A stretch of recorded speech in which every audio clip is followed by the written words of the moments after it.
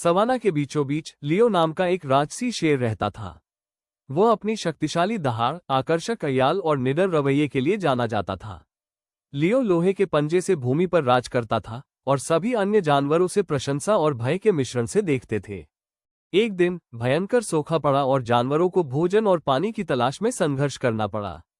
शेर को अपनी ताकत और प्रभुत्व पर गर्व था, इसलिए उसने मामले को अपने हाथों में लेने का फैसला किया। वो न केवल अपने लिए बल्कि पूरे समुदाय के लिए भोजन की तलाश में निकल पड़ा।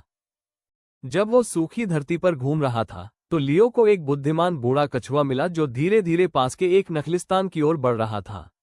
कछुआ लियो की हताशा और गर्व को महसूस करते हुए उसके पास गया और बोला, महाराज, मैं देख रहा हूं कि आप अपने समुदाय के लिए भोजन और पानी खोजने के लिए संघर्ष कर रहे हैं, लेकिन क्या आपने दूसरे जानवरों से मदद मांगने के बारे में सोचा है? लियो कछुए के सुझाव पर हंसा। उसने जवाब दिया, जंगल के राजा, मुझे किसी की मदद की क्या जरूरत है? मैं इतना मजबूत हूं कि मैं अकेले ही सबका भरण पोषण कर सकता हूं। कछुए ने लियो को दयालु नजरों से देखा और कहा, ताकत सिर्फ शारीरिक शक्ति से नहीं आती, बल्कि एकता और सहयोग से भी आती है। इस समुदाय के जानवरों के पास अद्वितीय कौशल और ज्ञान है जो आपको भोजन और पानी को अधिक कुशलता से खोजने में मदद कर सकता है। लियो ने इस विचार का मजाक उड़ाया, लेकिन कछुए के शब्द उसके दिमाग में बने रहे।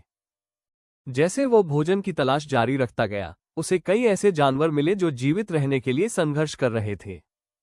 उसने खरगोशों के एक परिवार को देखा जो छिपे हुए जल स्रोतों को खोजने में माहिर थे, पक्षियों का एक समूह जो दूर से ही भोजन को पहचान सकता था, और एक बुद्धिमान बूढ़ा हाथी जो सबसे अच्छी चरागाह भूमि का स्थान जानता था।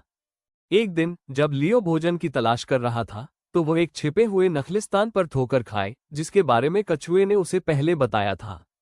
नखलिस्तान जीवन से भरा हुआ था और लियो ने खरगोशों, पक्षियों और हाथी को भोजन की कटाई और पानी इकट्ठा करने के लिए एक साथ काम करते देखा।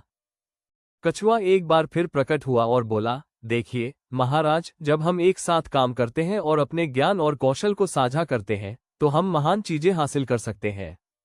लियो को अपनी गलती का एहसास हुआ और उसने जानवरों से पहले उनकी सलाह न सुनने के लिए माफी मांगी। उसने उनकी मदद मांगी और साथ मिलकर उन्होंने पूरे समुदाय को भोजन और पानी वितरित करने का काम किया।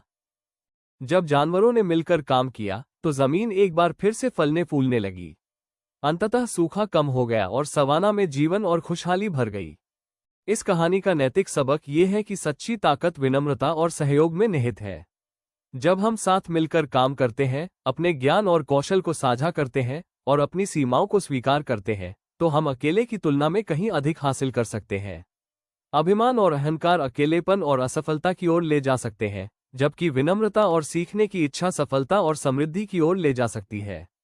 ये कहानी हमें अपने लक्ष्यों को प्राप्त करने और चुनौतियों पर काबू पाने में विनम्रता, सहयोग और एकता के महत्व को सिखाती है। टीम वर्क और सहयोग के मूल्य को पहचानकर हम अधिक मजबूत, अधिक लचीले समुदायों का निर्माण कर सकते हैं और अपने व्यक्तिगत और पेशेवर जीवन में अधिक सफलता प्राप्त कर सकते हैं।